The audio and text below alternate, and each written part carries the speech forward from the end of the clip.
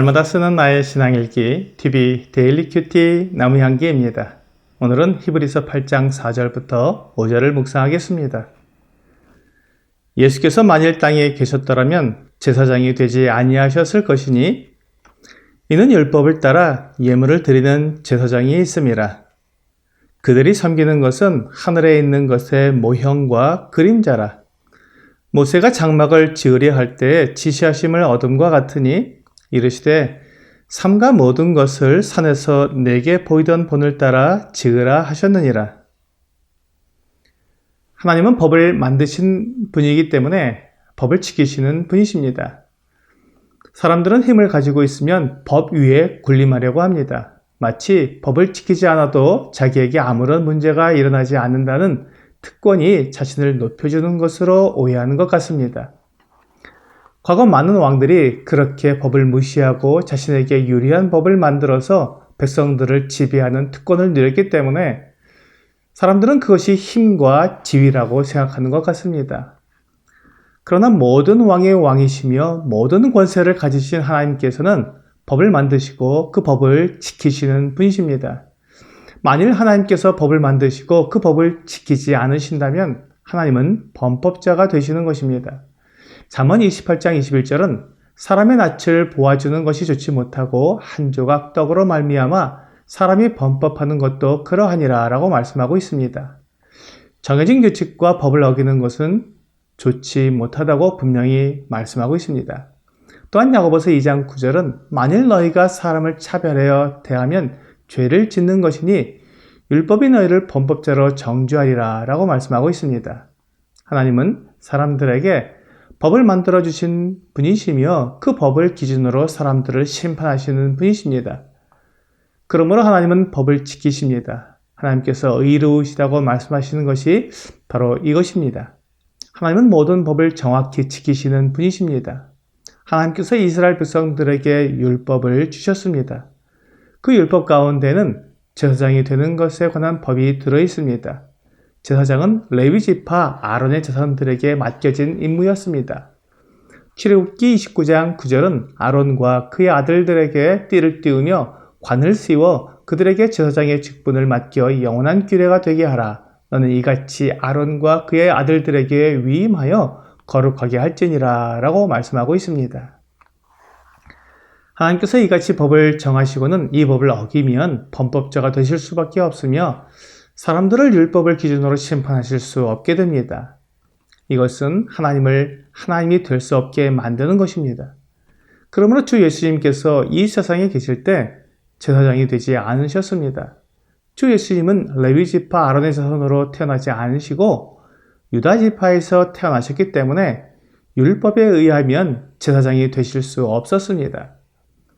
주 예수님께서는 이 땅의 성전에서 대제사장의 직무를 행하신 것이 아니라 하늘의 참 장막에서 행하셨습니다. 그러므로 율법이 주 예수님을 판단할 수 없습니다. 율법은 사람이 이 땅에 사는 동안 사람을 주관하는 것이기 때문입니다.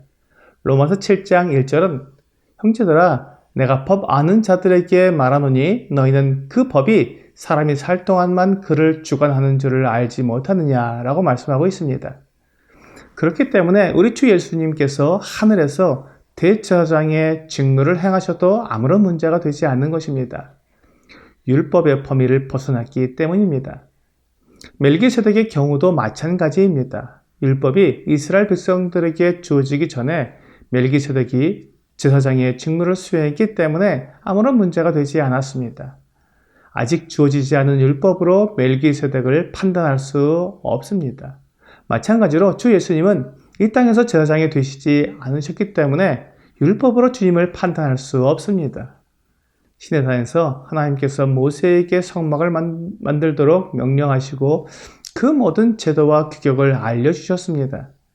출애굽기 25장 8절과 9절은 내가 그들 중에 거할 성소를 그들이 나를 위하여 짓되 무릇 내가 내게 보이는 모양대로 장막을 짓고 기구들도 그 모양을 따라 지을지니라 라고 말씀하고 있습니다. 하나님께서 모세에게 만들게 하신 장막의 참모습이 있었습니다. 모세는 그것을 보고 이스라엘 백성들과 함께 그 본 것의 모형을 만든 것입니다. 이 땅에서 율법 아래 이루어진 제사와 제사장 직무는 하늘에 있는 참 장막의 모형이요 그림자였을 뿐입니다. 그러므로 하나님의 아들 예수 그리스도께서 자기 자신을 제물로 드리시고 자기 피를 가지고 지성소에 들어가셨다면 예수 그리스도께서 참 장막에서 섬기는 대제사장이 되신 것입니다. 하나님께서 그렇게 계획하셨고 그 임무를 그 아들 예수 그리스도께 맡기신 것입니다. 이것이 하늘나라의 법이며 하나님께서 정하신 것입니다. 그렇다면 하늘에 있는 참 장막의 대제사장과 이 땅에서의 모형으로 만든 성막의 대제사장을 비교한다면 누가 더 크고 완전하겠습니까?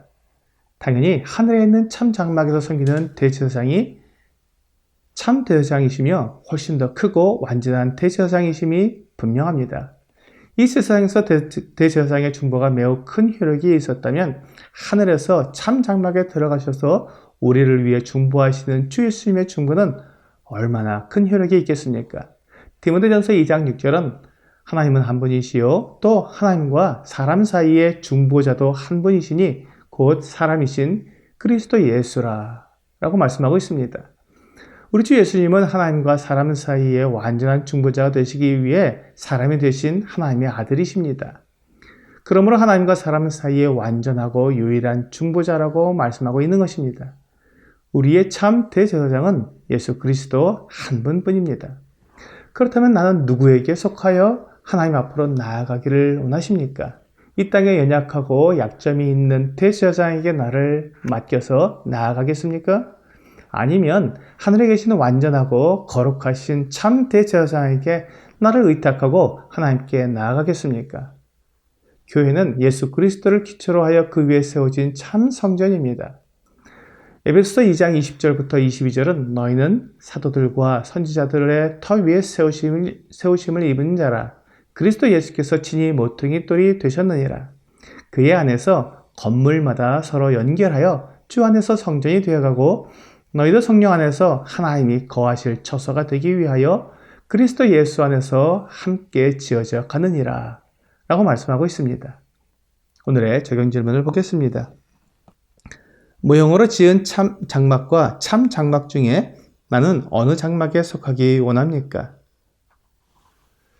하나님은 교회를 참된 성전으로 삼으셨습니다. 예수 그리스도는 교회의 머리이십니다. 그러므로 예수 그리스도께 속하는 것이 참 장막에 속하는 것입니다. 오늘 사람들을 위한 종교 체계에 속하는 것이 아니라 하나님의 완전한 계획이신 그리스도께 속하여 하나님을 섬기는 여러분과 제가 되기를 주 예수님의 이름으로 기도합니다.